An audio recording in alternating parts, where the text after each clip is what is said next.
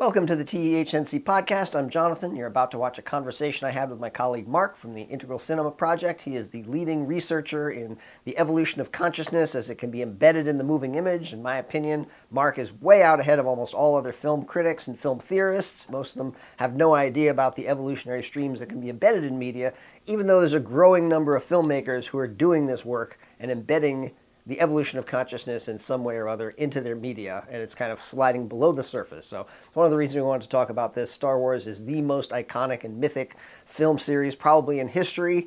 Its 40-year arc has been immersed into the culture, into our DNA, so it's actually very important work when a Star Wars film comes out, even though a lot of critics like to say it's just a big popular work from Disney, so it doesn't matter. They really do matter. And we're making the case that the new Star Wars film, J.J. Abrams did something quite amazing by integrating a lot of the different streams. He had a thankless, impossible task, but he did a great job. And one of the points we talk about is that we evolve through these stages of evolution, from mythic to rational to pluralistic to integral, and different people at different stages will see the film differently and react differently to different things. And the mythic structure is a structural thing in your brain, and that's basically what we would think of as traditional. So people who are more mythic-oriented will look for traditional stories like good versus evil, us versus them. And the Star Wars saga is very traditional and mythic at its core. You know, it's dark versus light. Couldn't be more primal and mythic than that. But the Star Wars saga also moves us through the rational stage, which is more science and technology.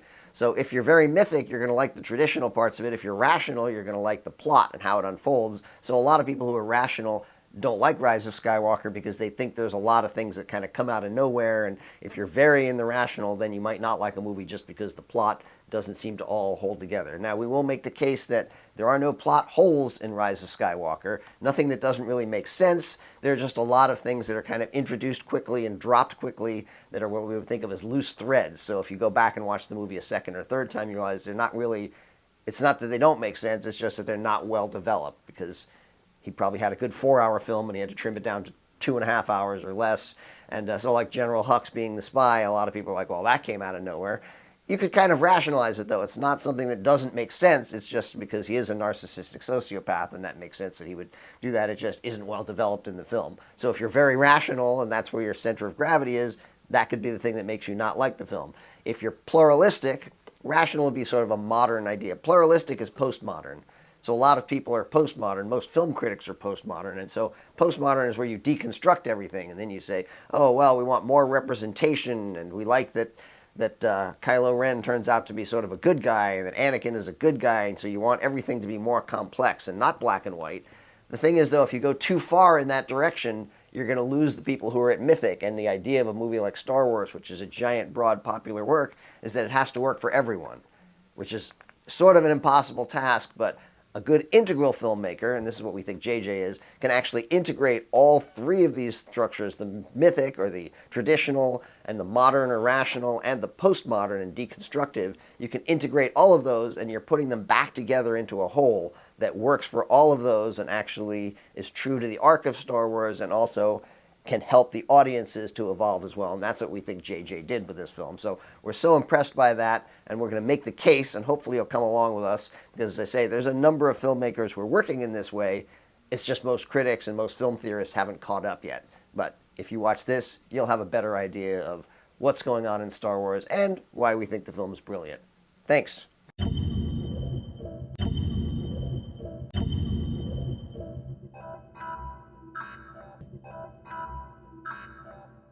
Welcome back to the TEHNC podcast. We are very excited to be doing a podcast about the new Star Wars film because we're going to make the case, as we did with the Game of Thrones finale, that this film is actually a brilliant film, but most critics do not know how to read it. Now, to make this case, we want to first kind of point out there's a general idea that if you zoom out, you can often see more than you can from up close. So if you're an agricultural expert and you're tilling the land and you have a lot of local knowledge of the land, still, if you get in a hot air balloon and go up 100 feet in the air, you can see patterns in the land that you might not be aware of, even if you lived on the land your whole life.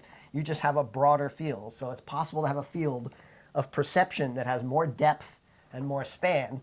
And we're going to make the case that because we're interested in the evolutionary arc in films and in humans and in culture and society, and we've talked a lot about the evolution of consciousness, that there are fields in which you can simply see more. That doesn't mean you're a better person. It just means you have training in this, just like Someone who studies art can look at a Jackson Pollock painting and see all kinds of amazing things in it that someone else might look at it and say, my kid could do that, which isn't the case, but they might not realize that. And again, it doesn't mean that the person who can see more is better than the person who can't see more. It just means they have a fuller view. And the reason we bring this up is because there is a tendency for people to think that you're an elitist if you are claiming to see things that others can't see. And so we just want to address that up front, and hopefully you'll give us a chance to make our case. And if you've been watching our podcasts in the past, you know we've talked a lot about the evolution of consciousness as it is put into media. And to start out, we just have to talk about the whole Star Wars universe as a whole, what it means, and what is going on even going into this film, before this film even starts, at the way the entire Star Wars arc works. Yeah. So I guess we've talked a little bit, and we did a podcast a couple of years ago, which we watched the first 7 films in order, not in Star Wars Empire Strikes Back, but actually in the chronology in which they supposedly took place. So we watched Phantom Menace and those 2, and then we watched them. And it was quite fascinating to watch them all in order, 1 through 7. Since then, Rogue One has come out, and 8 and 9 have now come out. So we're ready to take a look at the full arc. So maybe we can talk about, you can just set the stage. Mark is the expert in this. He's the leading scholar of integral cinema and really a pioneer in this field. No one else is really doing the work he's doing at the moment, but hopefully more and more people will as we explain it and teach people on that. Cool. All right, well, Star Wars is a very special case study. It is probably one of the most significant films in history from the evolutionary perspective. And it created big shifts back when it first came out in multiple domains. In film language, in the film industry, and even in our cultures and societies. So it penetrated all levels. It was introducing a lot of new things. It was really kind of groundbreaking, but it was also taking integral structure of consciousness into the mainstream. So this is a significant work. And on top of all that, it was attempting to make a big cultural shift, and it succeeded. And here's the key point.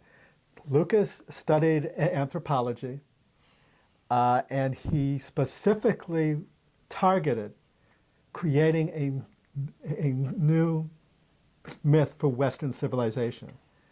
Because he observed that we had killed all the old myths. In terms of the 60s, a lot of the classic mythic storytelling vehicles like the Western were killed off.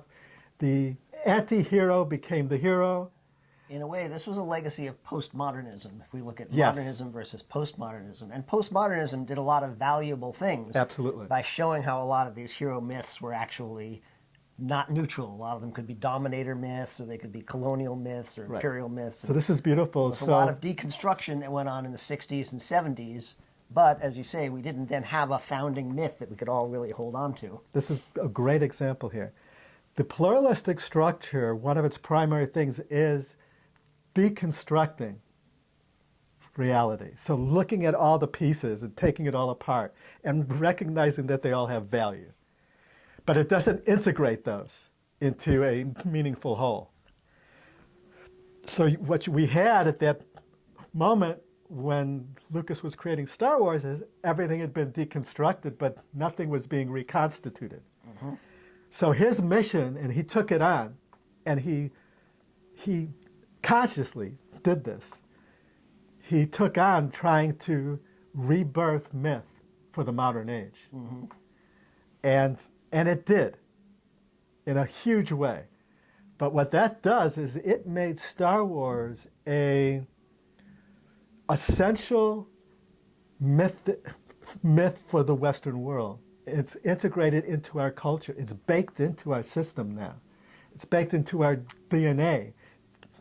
There's now several generations raised on this mythology. There's several generations raised on the mythology of Star Wars, right. So that's what we're dealing with when we're trying to complete the saga, which this last film that came out, The Rise of Skywalker, is number 9 in a triple trilogy. An ennealogy, which is a set of 9. All right, now this is another important point. Because Lucas was attempting to recreate myth, he studied the classic mythic storytelling structures. And one of the things he applied was kind of what they call ring theory. It's the ring storytelling approach, and it's essential in the mythic storytelling. The classic, of course, is the Iliad, where everything comes around full circle over and over, and patterns are repeated from generation to generation. So it's kind of this, it's not about the beginning, middle, and end. It's about these grand cycles of history, of evolutionary cycles, and how we're repeating patterns, and to evolve, we reach points where we have to break the patterns. So that's the foundation of this work, and it's kept it all the way through, up until number 8, which we'll talk about later. But it kept that structure and that foundation for its story world intact up until 8. So we'll talk about that. So this is a key point, though, because first of all, when the first Star Wars came out, a lot of people said, "Oh, it's an imitation of Hollywood serials, the old." And he definitely evoked a lot of those tropes, but in order to do something new, which people didn't know even at the time. They couldn't really spot what really was new about it. Not just that it was set in space and that, but he did a lot of things that were actually evolutionary compared to the movie serials of the 1930s. Here's a great example of one of its big shifts in the language of the cinema. It shattered the idea of separate genres. It created what we call the hybrid genre. And what that means is you're integrating multiple genres and creating your own story world from those pieces, but you're creating a whole that integrates them. So it's not like you're just doing this scene of a Western. It's that certain foundational story elements of the Western, of war films, of all these different genres are baked into the story world itself. So it's not just, let's do a scene where we have a dogfight. Right. It's part of an underlying kind of rules and laws of that universe that they've established. Right. And a lot of this, what we're talking about, is taking tropes and archetypes in a conscious way and reworking them for a modern age so that they still have resonance and they still communicate. And sometimes you're identifying the things that are unhealthy in tropes. Other times you're using things that are valuable in tropes. And the first series, it should also be said, the first 3 actually became quite pluralistic, because at the end of it, his father, who's this famous villain, one of the most famous villains in the history of the cinema, turns out it's his father, and he takes his mask off and returns to being just his father. And that's set up in the first arc and mirrored again in the third. Right. So that's, once again, that's part of the repetition of patterning. And that each generation tends to face the same challenges and the same weaknesses that have been passed down until they face them and transcend them. Right. But it's important because a lot of people with number 7, the first J.J. Abrams one, a lot of people said this is just a remake of Star Wars, the first one from 1977, which to us, we both watched that film and we're like, this is just a brilliant integration of the patterning of the first one into something new. Yes. And far more advanced cinematically, far more advanced thematically, far more advanced as far as the evolutionary arc. Yeah. Because it's standing on the shoulders of giants. We're not saying that, again, it's something if you transcend and include the previous films. So in a way, 7, what J.J. Abrams did in 7 is he was able to successfully reboot the saga, start up the third trilogy in a pretty solid way, where he was keeping to the mythic storytelling foundations, but he was advancing it in an integrated way. Nothing. He didn't shatter the story world at any point. He kind of stretched it, shifted it within its field, which worked for us. Although it for most of us. it was, as you say, it had a mythic core, but it was a more pluralistic film in the sense that right from the beginning, Vader takes his mask off, or Kylo Ren takes his helmet off. You have a stormtrooper in the opening sequence who wakes up, which is actually the Force Awakening in the stormtroopers, as we learn later. That has much more resonance into the third film. But so you have a lot of things that are countering the mythic structure because not all the characters are villains, not all the bad characters are villains. But it's countering it in an incremental way that doesn't shock the system. Right. That's one of the, so that's, we may as well talk about, that's one of the keys to good integral cinematic storytelling is that you're not just, if you want to be pluralistic, it's one thing to say, well, we should have a woman in this film, so let's just throw a woman in there in this kind of random way. And that can be a way that actually triggers people who are mythic, who just say, well, they just threw a woman in there because it's politically correct. So when you're doing that, you have to integrate it in a way so that it becomes palatable to the people who are not there, who are not necessarily pluralistic. Right. And a lot of times even pluralistic people can go, oh, that really does look like a PC thing where they put that person in there. But that doesn't mean that there shouldn't be women in the story or that they shouldn't have agency. It just means that when you put them in, it has to be, you have to weave it in a subtle way. You have to integrate it in. Yeah. So there's one thing, I think it's important to make this point here. Unlike any other film, unlike any other work of cinematic art, and I'm using, it's not the one film, but the whole saga as a single cinematic work. It is so profoundly connected to our evolutionary arc as a society that it's a lot harder to, there's a lot more factors involved in making a work that works for everybody. So you've got a lot of attachment to the mythology, to the story world, to the rules of that universe. You have generations that have been raised in that story world field.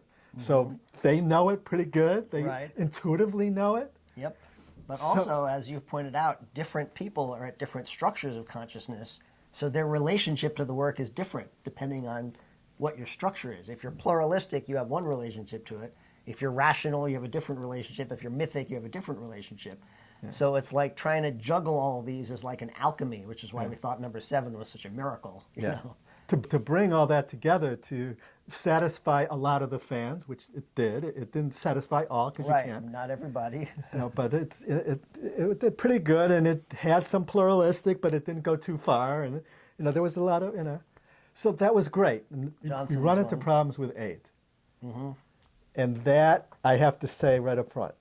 There's the opening sequence of that film might be the slingshot that brought down Goliath. That there was such a break in the Star Wars story world field in that opening scene. Tell your precious princess there will be no terms, there will be no surrender. Hi, I'm holding for General Hux. This is Hux. You and your friends are doomed. We will wipe your filth from the galaxy. Okay, I'll hold. Poe is toying with General Hux, and he says, I'm holding for General Hux. So in other words, it's sort of like a modern Earth-based joke about... From our reality. From our reality about waiting for someone on the phone. Using that, it was very disrespectful to the Star Wars world, and it took us out of it. It was like the worst kind of postmodern irony humor of like, we know this isn't serious, so we'll wink, wink, nudge, nudge it. And I think that definitely wounded people right on the way into the film. Right, and what happens now is, here I am, the viewer, and I've grown up with this, and all of a sudden this film is starting, and it's like, whoa, wait a minute, that doesn't feel right. So now, me, the viewer, I'm like hypersensitive to any other breaks in my story world. So now that's what I'm watching, is, are they going to really destroy my story world? Right.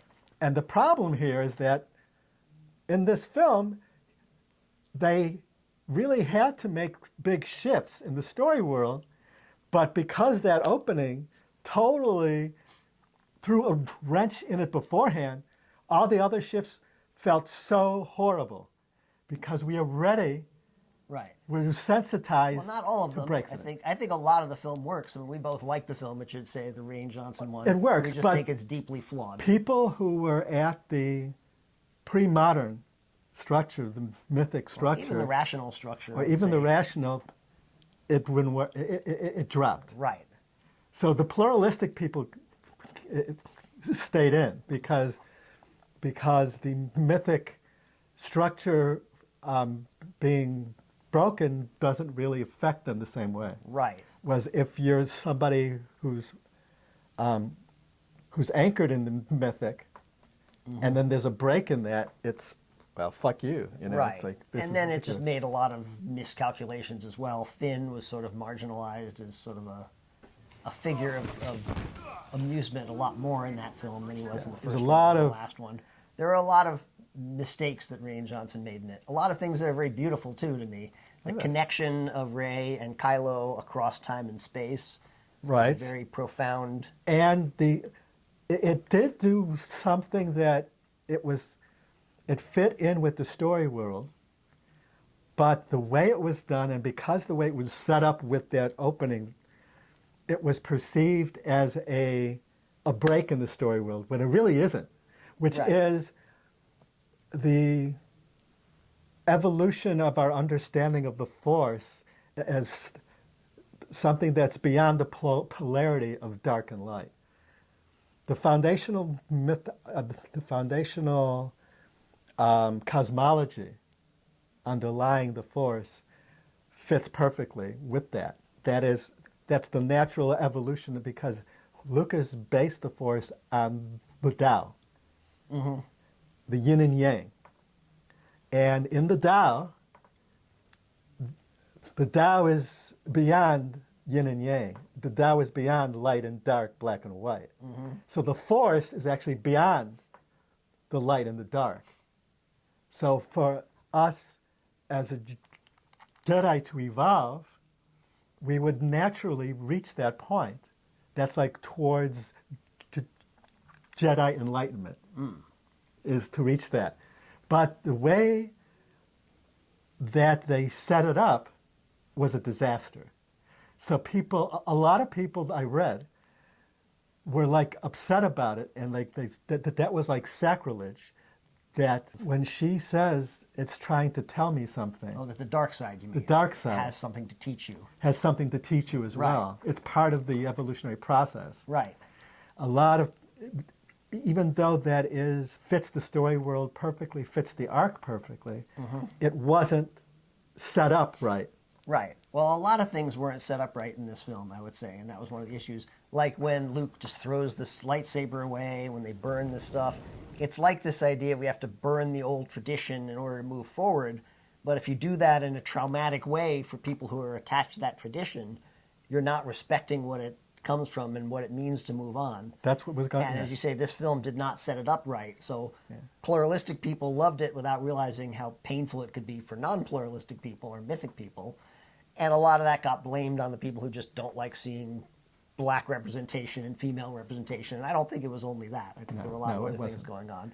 And then there was also the Rose character that we'll talk about, I can't remember the actress's name, Tran. But the film we're talking about is number 8. Number 8. Not right. 9. That's Not in the 9. theaters. Yeah, that's not the one. we haven't talked about that one yet. Right, we're working still towards talking that about one. Rian Johnson's film Yeah. and how it created a lot of holes and made a lot of missteps that then JJ had to fix Yes. with this film. He had to anchor this back in the Star Wars world after Rian Johnson went too far and did it in an inelegant way in many cases. I think a lot of what he did was amazing and beautiful, but I understand that it didn't work for a lot of people.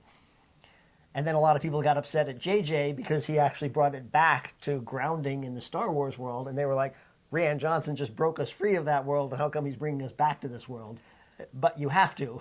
That's part of the ring structure, is that you need that anchoring in the world. Yeah, and plus, The Last Jedi, which was number 8, Rian Johnson's film. It broke the bond between the Star Wars universe and the fans. And that's the essential thing that JJ had to find a way back. And you can't find a way back unless you take a step back into the mythic. Right. Also, as you pointed out, it wasn't just The Last Jedi, but then Solo came out. And Solo, if you've seen our podcast on that, we thought was the most disastrously terrible Star Wars film ever. Not only because it was terrible in every way, but also because the Force was not in the film. It did not exist in the film. It's not just that they didn't use the Force. It's that there was no indication that we lived in a world where the Force was underlying everything, which is so central to the Star Wars mythology and universe. And I should point out, it's very easy for someone to watch this podcast and think these guys are just fanboys, and they're upset that the Star Wars universe didn't do all these things like a lot of fanboys will be about different universes, sci-fi universes. But we're actually not talking about the universe in itself. We're talking about the interaction between that and the evolutionary arc of humanity now. Yeah, let's talk about that. Let's go. All right, We can dig into that a little bit, yeah. When The Last Jedi came out, we were, at least in the United States and in other Western societies as well, we were at our polarization between the traditional and the postmodern, and the centrist ping-ponging in between. In a way, the pre-modern, the modern, and the postmodern are We're at all war. fighting it out at war. There's a right. civil war between the pre-modern, modern, and postmodern. And that's when this film came out, in the middle of that. Well, it's still going on, but Right, it's still going on, but that's like boom. And to understand why this is so impactful is that remember that Star Wars had an evolutionary impact on our society, and it's intimately involved in our cultural evolution. So it is a piece of our cultural evolutionary stream. And we'll reiterate a point that you've made too, that the cinema and the culture and the creators are all co-evolving. And Mark has actually mapped the evolution of the moving image, consciousness, culture, and society, that all of these are in a co-evolution. So therefore, it is consequential what happens with Star Wars beyond just Star Wars. So it's actually really consequential in the society at large. That's why we're so interested in kind of unpacking what this is doing. Yeah, so it's coming into that cultural field, and so in a way, it blew it because it entered that field and it only increased the polarization because of the way it was handled. It just This one and Solo both. but this one, and then Solo confirmed. It's like with The Last Jedi, the fan could say, "All right, well that film was off. Let's see Solo," and then Solo made it worse. So it was like, oh, okay. And so this film is based. What happens is that there's a pattern of three that we seek for as human beings. If something happens once, it's unique. Something happens twice, it's a possible pattern. 3 times, it's a pattern. So this film that's in the theaters now was number 3. So the audience was going in there with 2 strikes against the Star Wars universe. 3 strikes, you're out. In a way, we're lucky that Mandalorian is out and everybody seems to like that. Came out before. Before this movie, Yes, this last that's one came out. a blessing. Yeah, So it kind of helped bring people back into the world with some affection, and maybe, yeah, although because it went doesn't- back to its mythic roots. Right, although it doesn't seem to have helped with this film because the Rise of Skywalker, the reviews are almost all negative. See, Although critics don't know what they're seeing. the That's one of the saga points. gets a different set of rules for judging it than a spin-off like The Mandalorian. It's because the saga is like, it's actually in a way, the Star Wars saga is sacred. Right. Well, that's the point I made after seeing this, is that the Star Wars saga is sort of like the Iliad or the Odyssey. It's that depth of mythology in our cultural. It's that much resonance, more than any other work of the last 100 years, probably. Star Wars and It's the entire our myth. arc of it. It's our- And because it's a 42-year myth, people who were little children when the first ones came out now have kids who are like, grown up almost. And literally, So this is the dynamics that is, and it's not separate from that. So we have to kind of understand this interplay between culture and society, the cinematic work, the cinematic universe. I mean, all of that is part of this dynamics. Right, and that's another point I made, is that a lot of people treat Star Wars as if it's just a large popular property, and it's people not. think that pop culture doesn't have meaning. So that's actually a pluralistic issue, that pluralistic people often think artsy things are of more value than pop things. Yeah. And I actually used to have that too. It'd be like, well, Me too. JJ, whoever makes a popular film, it's never going to be as good as, Marriage Story obviously is going to be a better film than Star Wars, because Marriage Story is a serious film and Star Wars is not. But I now think that the people like J.J. Abrams and Brian Coogler with Black Panther, the people who are able to make these really deep, integral works into a popular format that has a wide audience, that need for a wide audience is not just a commercial requirement. People will tend to say, oh, they have to appeal to everyone so that they can have the biggest commercial success. But actually appealing to everyone means that you're also sliding in under their radar of all the things that they could put up to oppose it. So you're making a film that everybody can like. And you can either do that by sanitizing it completely, which is what Solo tried to do, I think, and take everything out of it, or you can do it by working in very subtle ways, and we'll talk about some specifics about what JJ did in this last film. But we think the last film is actually quite impressive. And as you said, it was an impossible task. Yeah, what JJ had to do in this film, in The Rise of Skywalker, yes, totally impossible. There's no way he could have made this a perfect film that pleased everybody, because there was just too many domains, dimensions, and variables at play.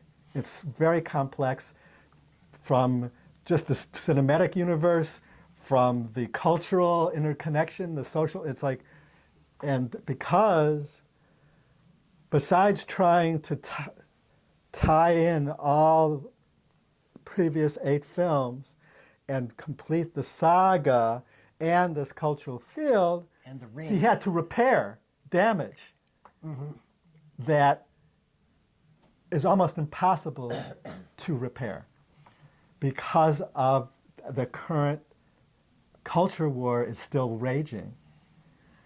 It's because number 8 went right into that wound and cracked it open. It's now so kind of locked in as part of the tug of war between the structures that sticking it from there will take more than one film, if that makes sense. Yep. So we both thought it was a very impressive film, though, Rise of Skywalker. That's Brilliant, brilliant work. We're going to make Flawed, the case that it is a brilliant work, although flawed. but brilliant. And some of the flaws are just the pacing. People pointed out it's a little bit haphazard and runs too fast. If you watch it the second time through, it's a much better film, I think, because then you're not so like, what's this doing and where's it going? Because there are a lot of beautiful moments that are a little rushed. There are a lot of what I think are quite witty dialogue that are rushed. Unlike the Rian Johnson film, there's none of that sort of ironic wink, wink, nudge, nudge dialogue. It's all emerging from the characters. And a lot of it is a callback to the first films and the first arc, and that's deliberate. So a lot of times when they say, oh, they have the usual fan service of showing this or fan service of repeating a line of dialogue, but that's more than a fan service. Those are actually anchors that anchor this into the thing. When Lando says, I have a bad feeling about this, that was maybe an extreme example that's not as nice, but there's a lot of other callbacks. The first time you see Chewie, he's playing chess with them, and that's a callback to the very first Star Wars film, which was number 4, but it was the first one in '77 in the famous chess game. But again, nothing's made of it. They have a good little bit there, but it grounds you. It anchors you in the world in a comforting space, so it gives you a place to move from. Yeah, and to understand this in ring theory, there are certain habitual things that cultures have that help to kind of like program us. And these go beyond a single lifetime. Part of this form of storytelling is the actual profound revelation that human beings tend to get stuck in patterns that are hard to break, and they can be passed on from generation to generation, and often are. And breaking those patterns is a bitch, to say it succinctly. And so that's like a foundation of this form of storytelling. So all of those things, all those callbacks, all those, they are a part of this whole being caught in this web of history, of the, and the struggle for us to evolve beyond that, and yet we transcend and include, which is part of the rings. So he actually took ring theory and added the integral dimension. So So let's unpack what that means when you talk about the integral dimension here. All right, so the integral dimension, like as we talked about the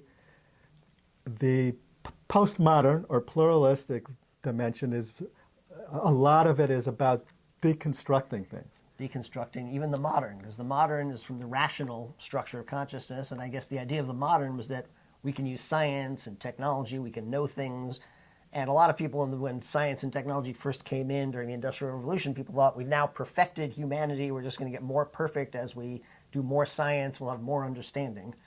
And the postmodern came along and said, that's oh, wait a minute. That's not the whole picture. That's not the whole picture. A lot of what you think is rational and scientific is actually not objective. It's subjective and subjective experience. And so that unpacking was very important and necessary, deconstructing everything. But it can become pathological. Which now both mythic and both the pre-modern, which is the conservative and mythic, and the rational, which is the modern. which is the modern, and then the postmodern, they're all acting pathologically right now. They're all pathological, which is an important point going into this film even to understand that that's right, that present in the culture. This is the field that's going on here. So the big difference between pluralistic and integral is it's not deconstructive, it's integrative. So when the pluralistic deconstructs but doesn't reconstruct. The integral form of consciousness, which is an evolutionary shift in how we perceive the world, we try to see as many aspects of reality as possible, inner and outer and collective and individual, and trying to piece together a big picture. And that's the drive of the integral structure. So if that's your drive, you're operating at integral. Right. That's kind of the primary drive. Right. And we can give some examples in this film. Well, in the Rian Johnson one, some of the pathological aspect of pluralistic is that you decide we have to have a woman in this film. So what Rian Johnson did is he made the Laura Dern character, who's now going to be the commander, but he put her in this long flowing dress, which is kind of a ridiculous outfit for someone who's a commander of an army in a war to wear, but you're going to put that because that's like a divine feminine and you're putting it in there. And it didn't feel quite integrated, so it felt forced.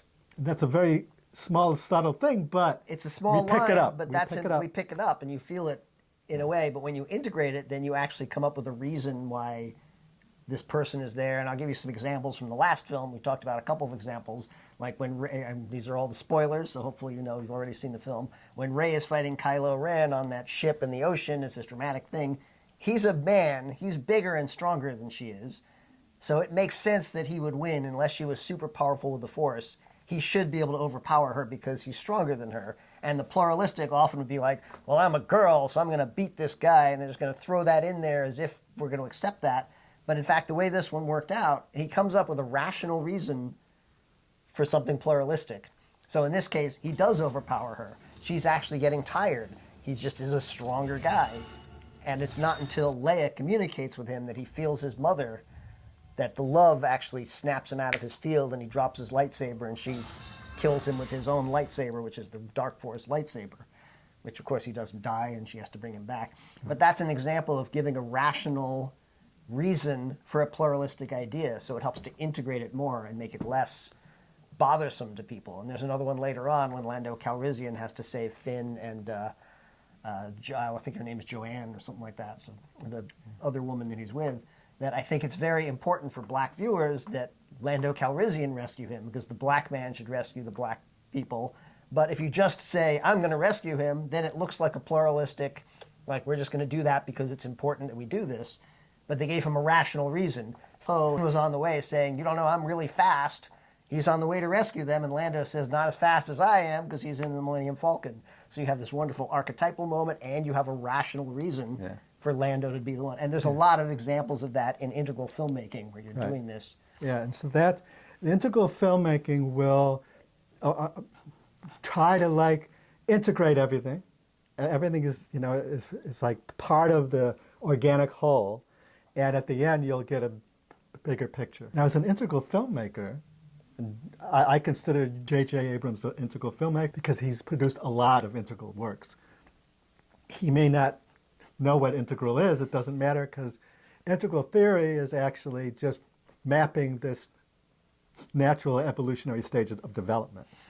So part of the job of the integral filmmaker, and the reason why I believe, one of the reasons why J.J. was able to do a work as masterful as he did in this situation, is because he was able to take all these different forces and try to integrate them into the work. So this could be conscious or unconscious, but we have to remember, right, what the challenges he's faced when making this film. I want to put that right there. I mean, it was, in addition to the completing of this 40-year arc, all right, that this story world was so culturally significant that the fans were multi-generational and in often cases more knowledgeable in the universe than the filmmaker. And then add to that, that the previous film shattered the foundation of that world and created this rift between the audience and the universe. Add to that, Carrie Fisher's passing away, and him having to kind of work with that and complete her arc in a way that was respectful, that didn't kind of like over CGI her, overuse it, or underuse. You know, it's like all of this.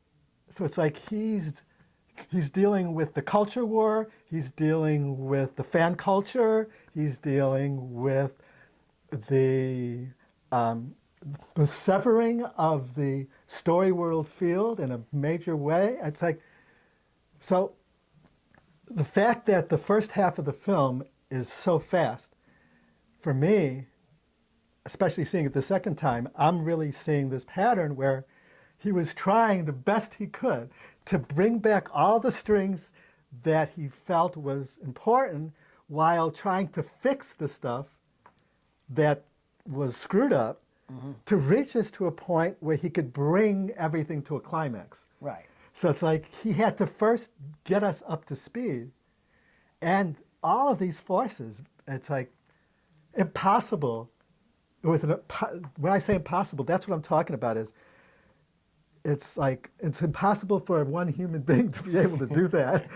I mean, he would need like a collective human hive of scholars and filmmakers and to kind of like, you know, and fanboys to like help him. So now we did both feel though that this feels like there's going to be a beautiful 3.5 hour director's cut, or even 3 hour director's cut. Because the whole first hour felt like it could have been way longer and would have been better because things got rushed.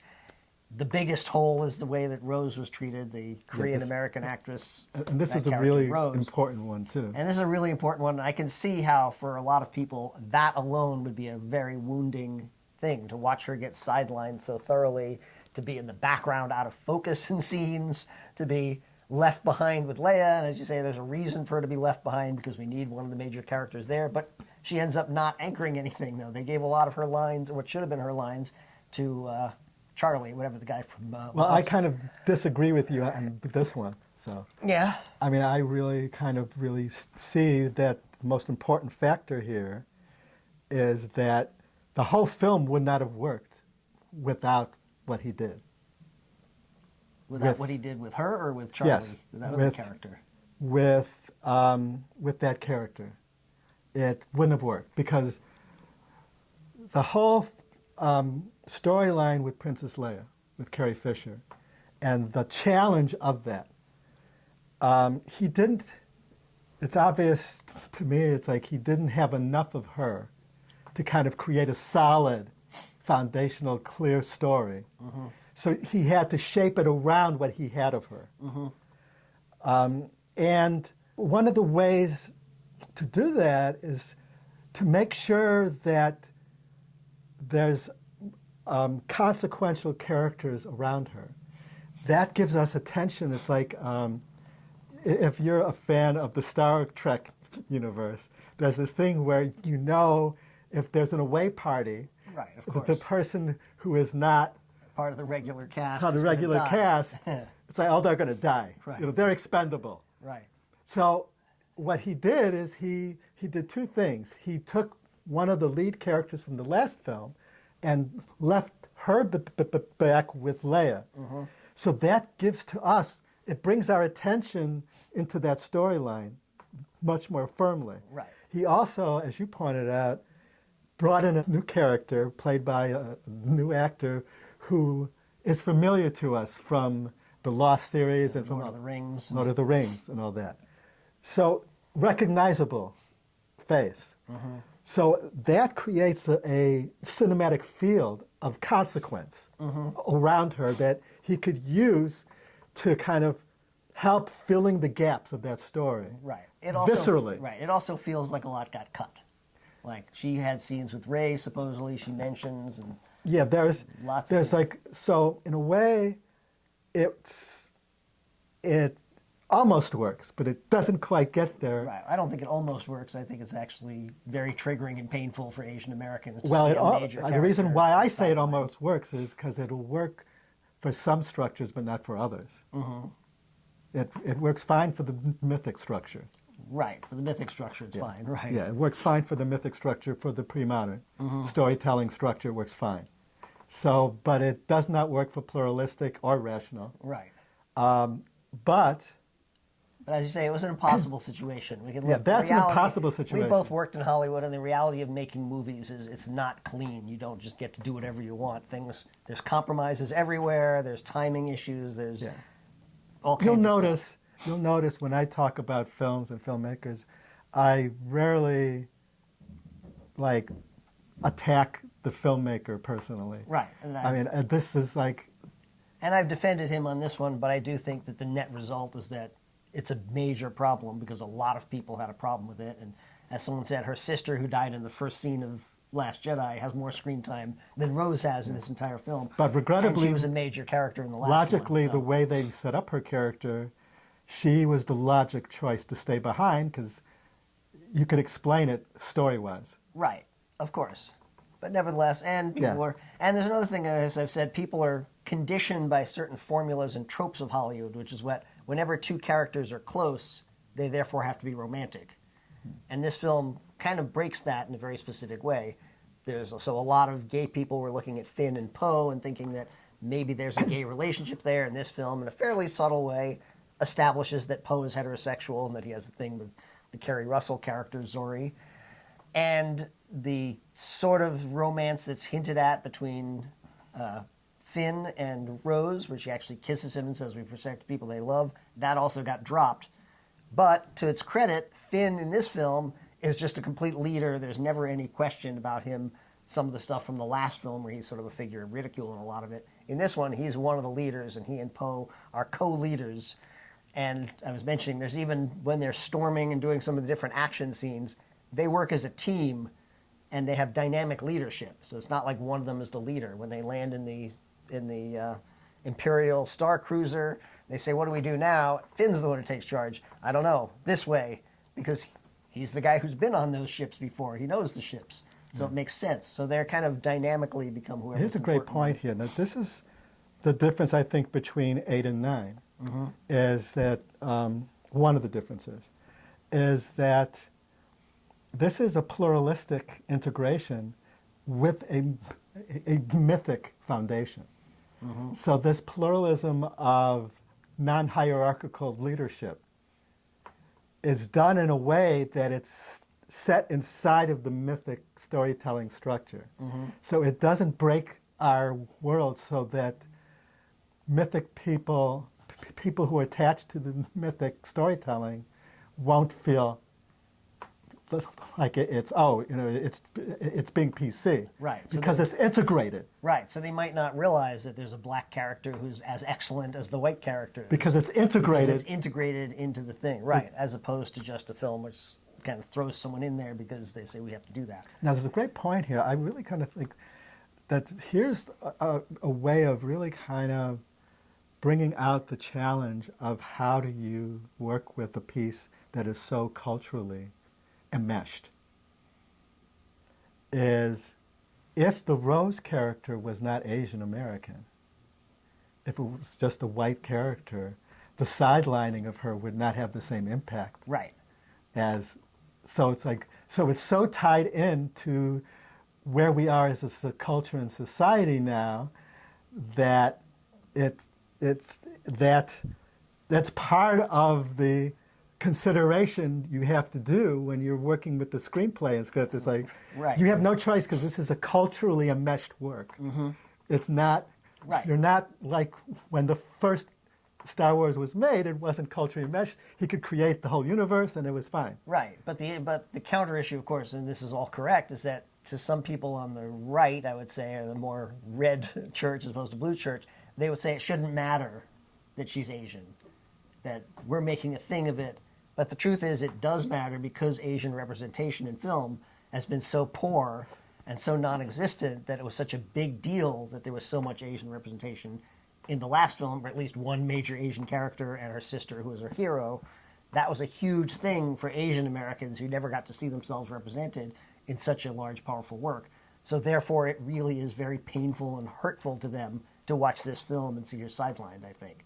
And that's a flaw in the film, I think. I mean, yeah, I understand. I'm not blaming JJ for it inherently because there's a lot of He had reasons hard that could choices happen. to make. There was Most no likely, way there was no way.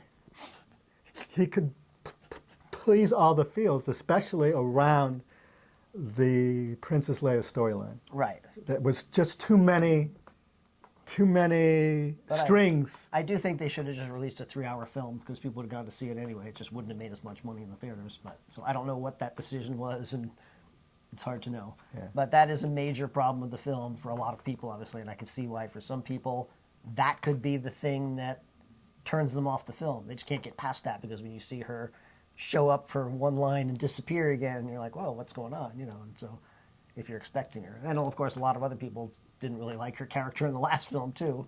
Not just racist, but just a lot of people who thought her character wasn't that well done because a number of the characters and a number of those arcs didn't really amount to much. Yeah, actually, there was a lot more problems in number 8, and some of them were around her character arc. Right.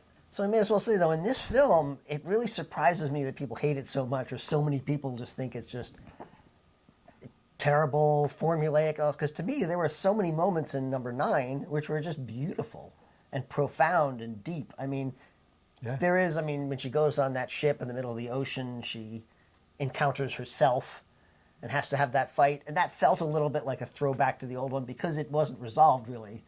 She's having a fight with herself, and then Kylo Ren shows up, and that's kind of dropped out, so it doesn't quite resolve. But still, that whole fight with Kylo Ren and that moment when she kills him and then saves him and he transforms is so amazing, I think. And he's just a brilliant actor, which helps, too. Yeah, definitely. That conflict, that callback, I know what I have to do, but I don't know if I can do it. And then for some people, having Han Solo show up is like, oh, that's another fan service. But to me, it made perfect sense, again, that he would show up and guide him. And that's that part of that ring that you come back to it. So I thought that was just beautiful. And there were so many things in this film that were beautiful moments that at least the critics, and I don't know if the audience is going to like the film more than the critics. Hopefully they will, because I think the critics just aren't seeing any of these evolutionary patterns, and they just think it's a derivative, formulaic work, I guess. Well, in a way, it's if you don't have the paradigm to see these things, then you're not going to see them. Mm-hmm. And regrettably, film theory and criticism hasn't caught up with a lot of the advances that filmmakers are making in the last 10 years, let's say. Yep, definitely. There's a whole new unfolding happening, and film history and criticism has not caught up yet. So if you watch some of our podcasts, you can catch up.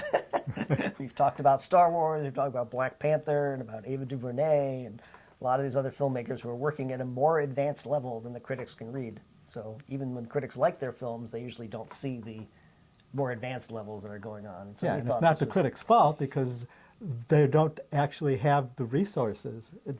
It's not part of their paradigm.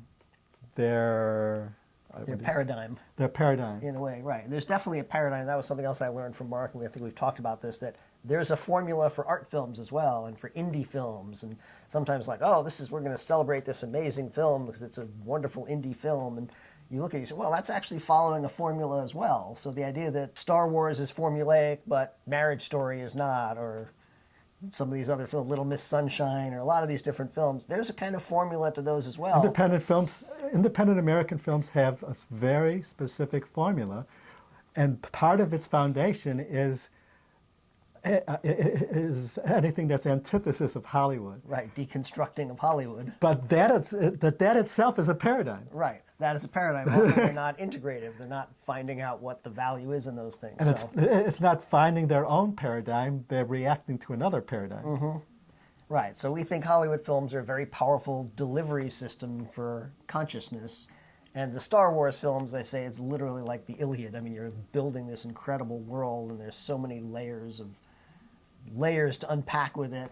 But if you have seen Rise of Skywalker, we recommend you see it again, at least twice if you want to see it. Definitely. Because the second time through, it's much more accessible because you're not so put off by some of the things, unless you hate it, and then maybe you won't like it, But Yeah, but it's also complex storytelling, and that each time you see it, there's more you could discover in it, which is beautiful. And it's Right. I mean, we didn't even talk about the way it brings communion storytelling. We've talked about how in integral theory, there's an idea, there's sort of two versions. There's agency and communion. Agency is more of the masculine presence, not necessarily male, but masculine. Communion being more the female presence, feminine, rather masculine and feminine. And communion is just more moments where people are connecting. And this film has a lot of very subtle ways in which Rey is using communion, not only when she heals the snake rather than being violent, but like when C-3PO has to wipe his memory and he's like all kind of upset about it, rather than just saying, we're going to do it and grabbing him, she gives him this and she says, you know how to calculate the odds the best. You're the most rational in a way. Do we have a choice? And he looks and he realizes, no, we don't have a choice. But he's able to make that decision for himself. So he's given agency. Yes. And Chewie is given a lot more agency in this one. I know JJ took some flack after the first film when Han died and Chewie, they show up back home and Chewie just goes on with Finn, who's injured, and Leia gets the big hug with Rey. And a lot of people complain, well, Chewie should have gotten the hug because he lost Han, and it was insensitive to him, which is sort of true in a way, but kind of a funny criticism. But this time, he was much more careful to make sure Chewie got a lot more emotional moments in the film, and a lot more. Chewie comes up with the plan. He said, "That's a good idea, Chewie," and they do it, which they did in the first one too. Han Solo says, "You're right, Chewie." And they also had this kind of micro storyline of the idea that never underestimate a droid as well. Right. So it's like giving the droids more agency, realizing that they Right. actually have. I think that line is actually from previous Star Wars, isn't it?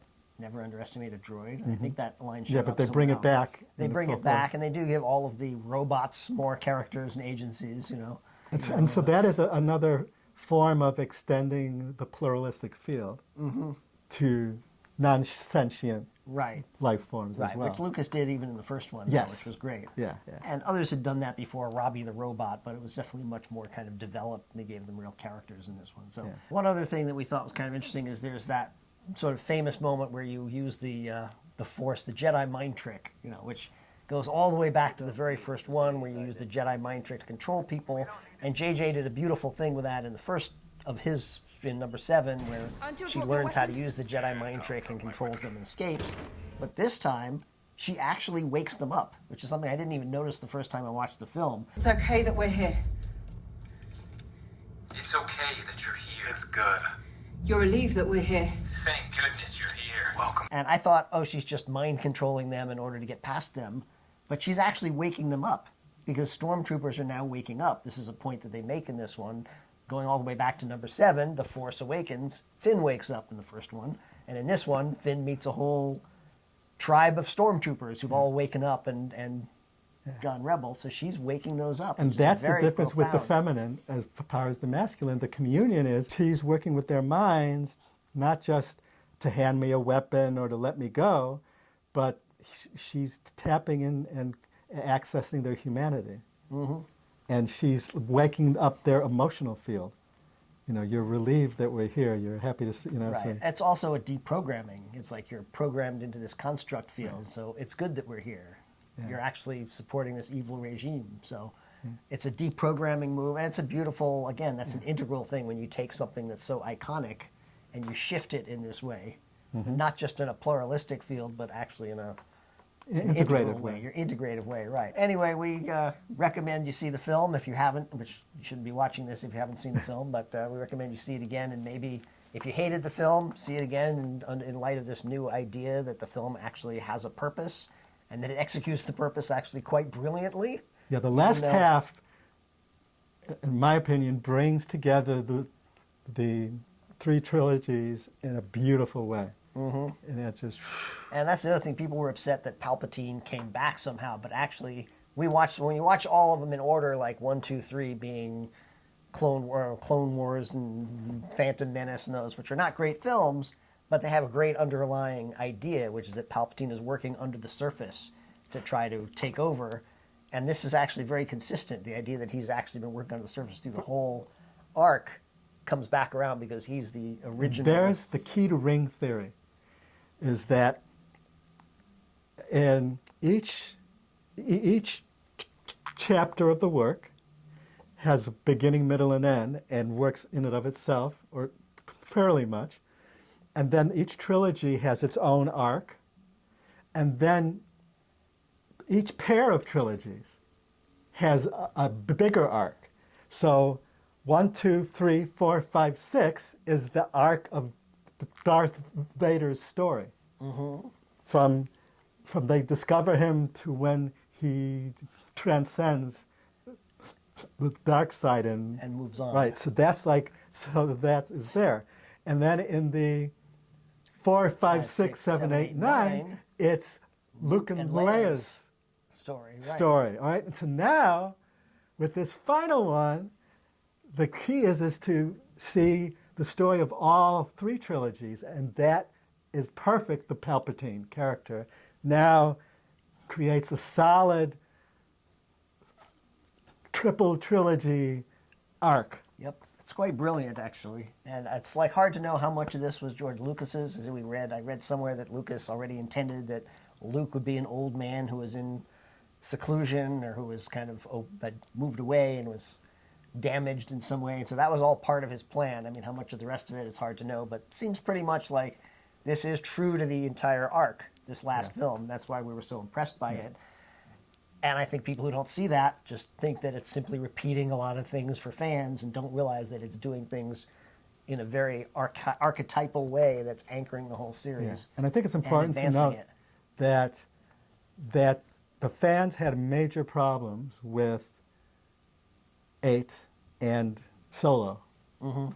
And we're saying, yes, there's major problems with those. Well, Solo was terrible. 8 was actually an amazing film in certain ways. It had some just a lot brilliant of moments, problems. but it also had some disastrous moves. Yeah. that were like, in a way, that opening scene was kind of a fatal wound. Yep, for the film. For the film itself. Yep, and the whole sequence in the casino that everybody hated that kind of... Yeah. There were a lot of things that had no real payoff or no purpose that kind of went on. Yeah, but there is, except for number 8, there is still kind of a solidifying kind of field in the story world. This film kind of gets us towards the healing a lot of that, but it didn't fully, perfectly close it because of the previous Right.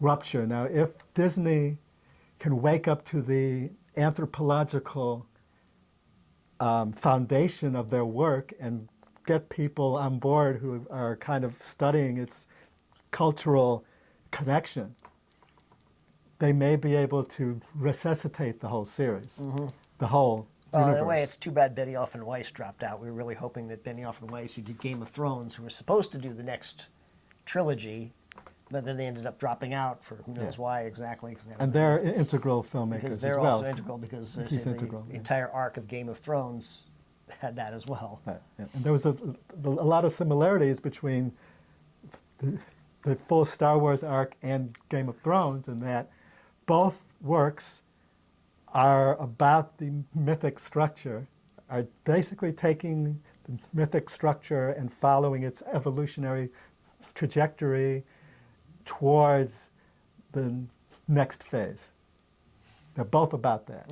They're both underlying that kind of thing, which is beautiful at this time in our history, in our evolutionary process. That's right. That's the one other thing we didn't talk about, but someone had tweeted a thing about how it felt very relevant to now, but for sure, this film, J.J. Abrams knows his shit. He knows what he's doing. And this film is relevant to the now, this battle of dark and light, and the fact that Kylo Ren actually is able to heal himself and come to her rescue. Wake out of his trance. Wake up out of his trance and become Ben again, Ben Solo, and then come to her rescue and save her, even though it kills him at his own. It's just beautiful archetypally. And the fact that at the end, she's got all of the Jedi, which is all of the light in a way. Oh, yes. Going against all of the darkness. That is such a primal, Now here is a great, archetypal. thank you for bringing that up. Yeah. This, to me, is one of the most beautiful moments of any Star Wars film. Because to me, this climax felt like the visceral climax for the whole saga. And what it was this was a great moment of complex synchronization of the senses. Right. In fact, the film opens with Kylo Ren visiting Palpatine and hearing all the voices of all of the dark side in his head at the beginning. I'm all the voices in your head, including Vader's voice. So he hears all these voices, which is not only anchoring in the series, but it's setting up that thing at the end. Because at the beginning, she's trying to communicate with all of the voices of the Jedi and failing. Yeah. And now here's this beautiful moment where Palpatine, his power is coming from the collective of the Sith. So he is channeling all the voices of the Sith throughout space and time. And so then he's winning, and then she kind of wakes up, like she shifts into. During the film, we see that she's been trying to tap into the voices of the Jedi, but hasn't been able to. And in this last moment, she does, and she brings together the two lightsabers from Luke and Leia, brings them together, the masculine and the feminine, brings together and takes on that collective, and the collective of the Jedi wake up. Now, what J.J. does to me harkens me back to the first Star Wars, number 4 is the first one I'm talking about. With the opening scene, Lucas did a profound synchronization of the senses, where the theater rumbled and this big shift kind of went over you, and it kind of created a visceral, mythic penetration. And this, to me, was like the completion of that. So it's almost like it comes full circle from number 4 cinematically. And it ends with the same type of synchronization of the senses where image, sound, story, and time merge. So all 9 films come together at this moment. And we are created this field of surround sound where the voices are, like you could hear them in different, like one's over here, one's over here, one's over, and you're like you are experiencing that field of the Jedis. So what they did is they created this visual, auditory, temporal kind of like cauldron. And to me, that was just brilliant, brilliant filmmaking. And it was phenomenal. very powerful. So anyway, we thought it was an amazing film for despite what it was, for all the challenges that he had. We thought he did an amazing job with it. And hopefully you'll reconsider it after seeing this podcast and maybe think, oh, maybe there's something going on in that film that I didn't see or that the critics didn't see or whatever, because it's definitely there. And when you learn to look for it, you can really start to find it. So Definitely. hopefully this will start your journey or continue your journey into evolutionary cinema, integral cinema, as Mark would call it. Thanks for joining us. Thank you. Have a happy new year. Yeah. Peace out.